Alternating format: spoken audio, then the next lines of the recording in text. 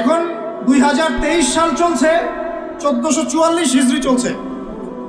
1444 মানে নবী সাল্লাল্লাহু আলাইহি ওয়াসাল্লাম 1444 বছর আগে দিন কায়েম করে চলে গেছেন পৃথিবী থেকে। 1444 বছর পর এসে আমরা এগুলো নিয়ে কথাবার্তা বলছি। আমরা জানি না আমাদের সামনে জাতিগতভাবে, বৈশ্বিকভাবে আর এমনিতেই ইউনিভার্সাল কতটুকু সময় বাকি আছে, আমরা এটা জানিও না।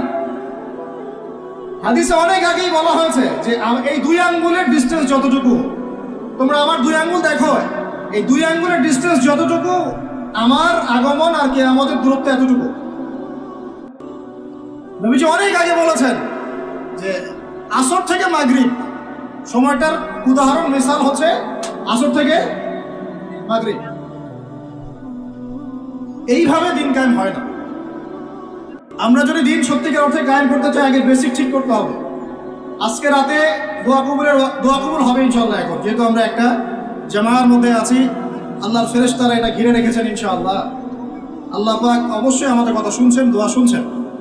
সবাই আগে দোয়া করি, নিয়াত করি যে এই নামাজের কথাটা আপনার কানে চলে গেল, আজকের পর থেকে কোনোদিনও যেন নামাজ না ছুটে যায়। জোরে বলেন মুজাহিদদের মতো।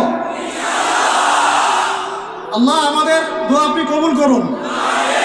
আমাদের কারো যেন কখনো এক ওয়াক্ত নামাজও আল্লাহ মিস না যায়, এবং নামাজে আমরা যা পড়বো তা যেন বুঝতে চেষ্টা করি।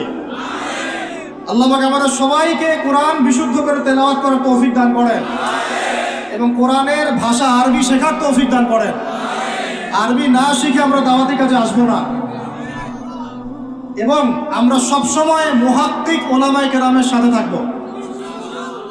তাদের সাথে থেকে আমরা দিন শিখব, তাদের সহবতে থাকব, তাদের কাছে পরামর্শ করব, তাদের কাছে সিলেবাস করে নিয়ে পড়াশোনা করব, করে নিজের যোগ্যতাকে বাড়াবো ইনশাআল্লাহ।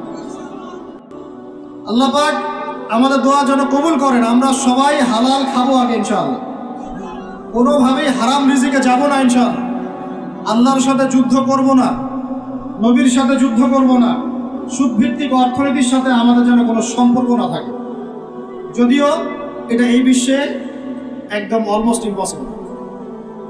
আমি বলছি অলমোস্ট ইম্পসিবল। এই বিশ্বে সুদভিত্তিক অর্থনীতির অক্টোপাসের এই চক্রজাল থেকে বের হওয়া অলমোস্ট ইম্পসিবল, কিন্তু একেবারে অসম্ভব নয়।